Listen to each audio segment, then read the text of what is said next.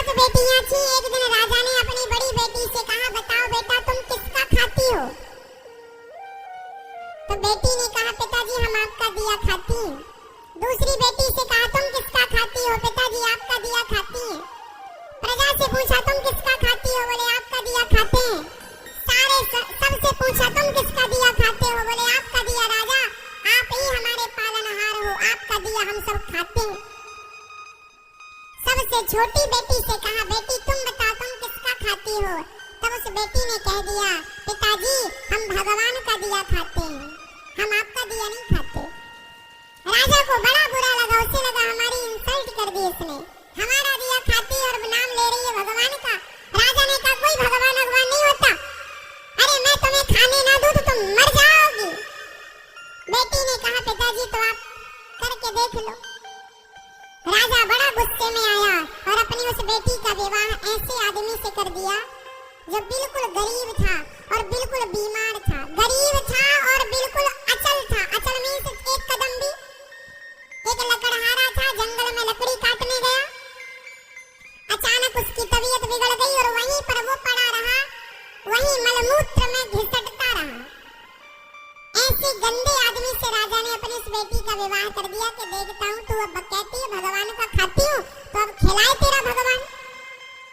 6 बेटियों का विवाह उसने अच्छे राजाओं के घर किया, राजकुमारों के साथ खानदान में किया, और एक बेटी का विवाह लकड़हारे से कर दिया, वो भी जो बीमार था, जो मलमूत्र भी वहीं कर रहा था, पूरा गंदगी थी, मक्खियां भिन भिन कर रही थी।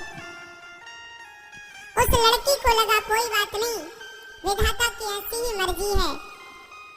वो लड़की जो थी अपने उस पति के संग रहने लगी।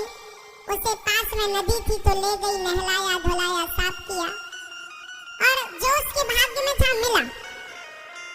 उसका पति चल नहीं पाता था, अब वो क्या करे, पति को भोजन कैसे कराए? तो जंगल की लकड़ियां बीनती और ले जाके शहर में बेचती, जो पैसा आता उससे कुछ दवाइयां लाती, कुछ रोटियां लाती, खाती, पति को खिलाती, दवाई खिलाती। और वहां पर एक नागिन, जंगल था ना, तो जंगल में तो जीव जंतु ही रहेंगे, एक नागिन का जो, तो वो जब दूध लाया करती अपने पति को देती, और जो बच जाता तो दाने में वो वहां नागिन को रख दिया करती थी। तो नागिन दूध पीते और बड़े प्रेम से वो खुश रहते। अब वो धीरे धीरे उसका पति ठीक होने लग गया, बीमारी से उसको राहत मिलने लग गई, ठीक होने लगा। एक दिन नाग ने सोचा कि ये मेरी इतनी सेवा करती है, परोपकारी भाव है, यदि इसे धन मिल जाएगा तो ये तो समाज की बहुत सेवा करेगी। तो सांप ने उसे स्वप्न में कहा कि जहाँ हम लोग रहते हैं वहाँ बहुत बड़ा खजाना गड़ा है, तुम खोद लेना। वो लड़की ने खोदना शुरू किया, उसे सच्ची का खजाना मिल गया, जिसमें बहुत सारा सोने चांदी से भरा हुआ खजाना था। वो तो लखपति हो गई। उसने एक बड़ा सा महल बनवाया, नगर बसाया, और बढ़िया ठाट बाट बनाया, और दोनों राजा रानी हो गए। उसका पति बिल्कुल स्वस्थ हो गया और बढ़िया राज सिंहासन पर बैठने लगे, और बड़े प्रेम से हाथी घोड़ा इकट्ठा किया और सेना इकट्ठी की, राजा हो गया, वो रानी हो गई। पर उसने परोपकार नहीं छोड़ा, रोज अन्न क्षेत्र चलाती, जो आए सबको भरपेट भोजन मिलेगा, उसके पास जरूरत से ज्यादा धन हो गया।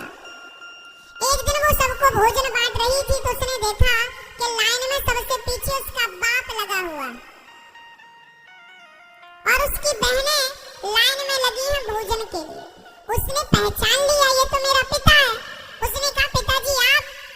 वो सन्न रह गया, कौन हो आप? मैं आपकी बेटी छोटी, लकड़हारे से विवाह किया था, कुछ याद आया? हाँ, पर तेरा ये ठाट बाट कैसे? पिताजी पहले ये बताओ कि आपकी ये दुर्गति कैसे हो गई? बेटी सच्ची कहा था तूने, हम बड़े अहंकार में थे कि मैं राजा हूँ, लेकिन मेरी राजगद्दी छीनते देर नहीं लगी, सब नाश हो गया। सारी बेटियां जिन्होंने ये कहा था कि पिता के भाग्य का खाती हैं, आज पिता कुछ नहीं खिला